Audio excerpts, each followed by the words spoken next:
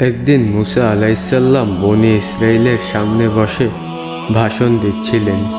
তখন একজন বনি ইসরাইল দাঁড়িয়ে বলল, হে মুসা, এই পৃথিবীতে সবথেকে জ্ঞানী মানুষকে? তখন মুসা আলাইসাল্লাম বললেন, আমি। তখন আল্লাহ তাআলা ওহী নাজিল করে বললেন, হে মুসা, এই পৃথিবীতে আমার একজন বান্দা আছে যে তোমার থেকে বেশি জ্ঞান রাখে। তার নাম ছিল খিজির আলাইসাল্লাম। আল্লাহ তাআলা বললেন, তুমি তাকে সেইখানে পাবে যেইখানে দুই সমুদ্রের মাঝখান মিলিত হয়েছে। মূসা আলাইসাল্লাম তার সাথে একজন তরুণ সাথী নিলেন, যার নাম ছিল ইউশা ইবনে নুন আলাইসাল্লাম।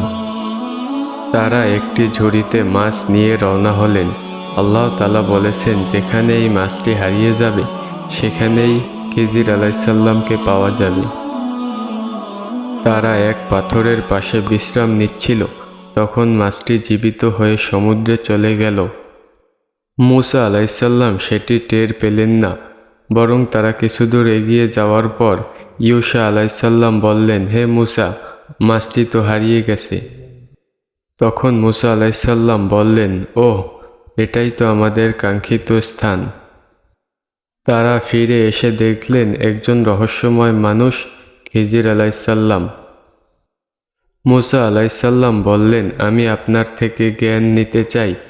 তখন খিজির আলাইসাল্লাম বললেন, তুমি ধৈর্য ধরতে পারবে না? তখন মূসা আলাইসাল্লাম বললেন, আমি ইনশাআল্লাহ ধৈর্য ধরে রাখব।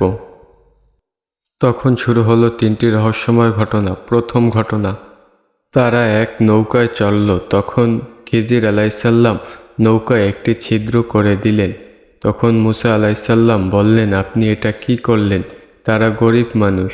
তখন খিজির আলাইসাল্লাম বললেন, দেখেছো, আমি বলেছিলাম তুমি ধৈর্য ধরতে পারবে না। তখন মূসা আলাইসাল্লাম বললেন, আমার ভুল হয়ে গেছে, আমি পরবর্তীতে ধৈর্য ধরে রাখবো ইনশাআল্লাহ। দ্বিতীয় ঘটনা, তারা এক জায়গায় একটি ছোট শিশুকে পেলেন। খিজির আলাইসাল্লাম সেই শিশুটিকে হত্যা করলেন। মূসা আলাইসাল্লাম হতভম্ব হয়ে জিজ্ঞাসা করলেন, আপনি এই শিশুটিকে কেন হত্যা করলেন? খিজির আলাইসাল্লাম বললেন, আমি বলিনি তুমি ধৈর্য ধরতে পারবে না? তখন মূসা আলাইসাল্লাম বললেন, এই শেষবারের মতো আমাকে আপনার সাথে নিন, আমি ধৈর্য ধরে রাখবো, না ধরতে পারলে আমাকে এবার আপনার সঙ্গে নিয়েন না। তৃতীয় ঘটনা, তারা একটি গ্রামে গেলেন এবং সেখানে গিয়ে খাবার চাইলেন, কিন্তু তাদেরকে কেউ কোনো খাবার দিল না। কিন্তু খিজির আলাইসাল্লাম সেখানে একটি ভাঙা দেওয়াল ঠিক করে দিলেন। এ দেখে মূসা আলাইসাল্লাম বললেন, চাইলে তো এর জন্য মজুরি নিতে পারতেন। তখন খিজির আলাইসাল্লাম বললেন, এখন তোমার রাস্তা আর আমার রাস্তা আলাদা, তুমি ওয়াদা খেলাফ করেছ। এখন আমরা এই তিনটি ঘটনার ব্যাখ্যা জানব। প্রথম ঘটনার ব্যাখ্যা, এটি ছিল কিছু গরিব মানুষের নৌকা, যেটি একজন রাজা জোর করে কেড়ে নিচ্ছিল। নৌকাটিতে আমি ছিদ্র করেছি যাতে পরবর্তীতে রাজা এই নৌকাটি না নেয় এবং তারা এই নৌকাটি মেরামত করে নিতে পারে। দ্বিতীয় ঘটনা, ছেলে। এই ছেলেটি বড় হয়ে তার মা বাবাকে অবাধ্য করে তুলত। আল্লাহ চেয়েছিল তাদের এই স্থানে এমন একটি সন্তান দিতে যেটি হবে আল্লাহ ভক্ত ও ধার্মিক। তৃতীয় ঘটনার ব্যাখ্যা, এটি ছিল দুটি অনাথ শিশুর।